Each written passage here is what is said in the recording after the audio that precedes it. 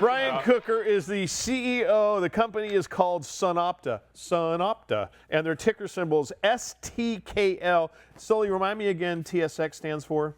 Toronto Stock Exchange. But it used to be the TCSV. It used to be the Vancouver Stock Exchange a million years ago, but it's dual listed under Toronto and NASDAQ at the same time. But one of our favorite guys, literally, and he's finally back out from under the shell, Brian Funyun Milk Kocher.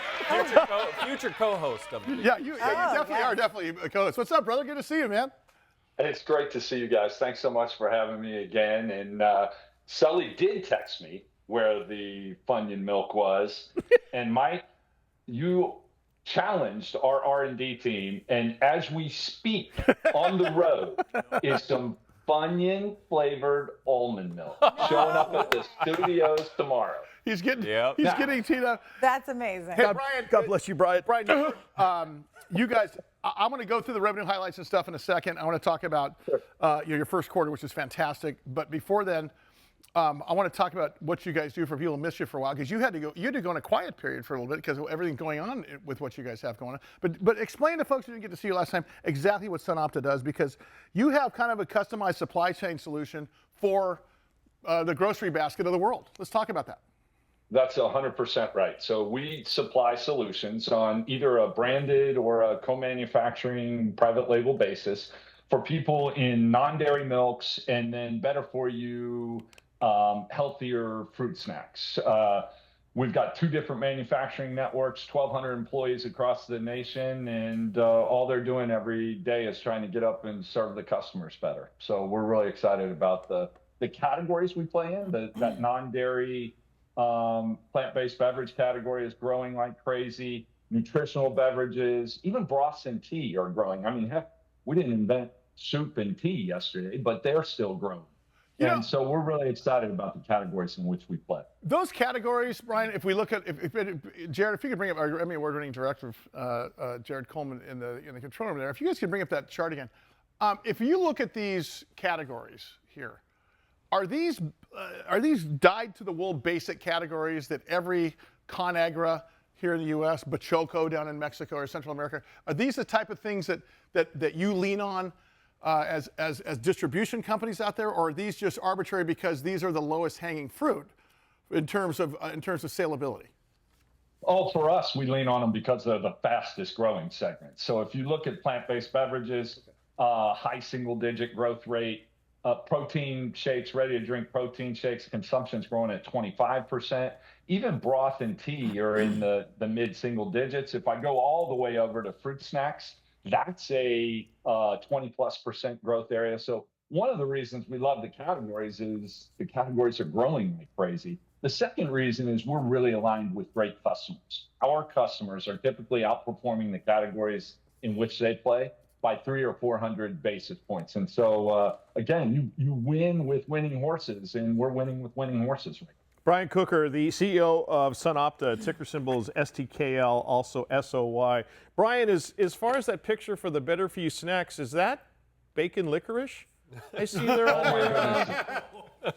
Hey, look, man, you got your flavored almond milk. Give the R&D department a rest for a little bit. Maybe we can loan them to you for a couple of days there. Just trying to make you some money, Brian. That's all I'm doing here. As far as North America is concerned, what's going on with Canada, the United States, the tariffs, kind of this trade war between the 2 countries? Are you affected by that at all? I'd say a little bit. Most of our production is in the U.S. 98% of our revenue is in the U.S. We do have some raw products that are sourced globally, and so we feel some impact from that. We also have a fruit snack plant in Niagara, Canada, and we import product into the U.S.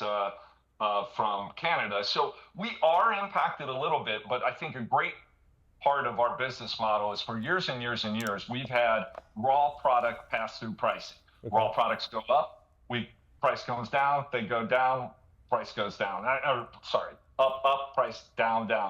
So we're very transparent, and we view tariffs as just another raw product cost that we pass through to customers. Gotcha. Go ahead, Mar. Well, Brian, I was thinking that there's a big push with RFK and MAHA, is that how they pronounce it? Make America healthy again. it seems like this fits right into this, because I'm thinking, how can you get all those sectors of food that you showed earlier into schools? Because the school lunches are not the healthiest necessarily, or the vending machines out there. And it seems like we're on a push, no matter what side of the aisle you're on, as parents, to make the food for our children a little bit healthier. And it seems like you're right in that zone. Mary, I'm going to give you the easiest guilt-free buying decision you've ever made. All natural colors, all natural flavors, too. Amazing. So certainly we're under the halo of better for you. Our alternatives are better environmentally as well. So we hit a lot of the points that make shoppers really proud to engage with our categories and our products.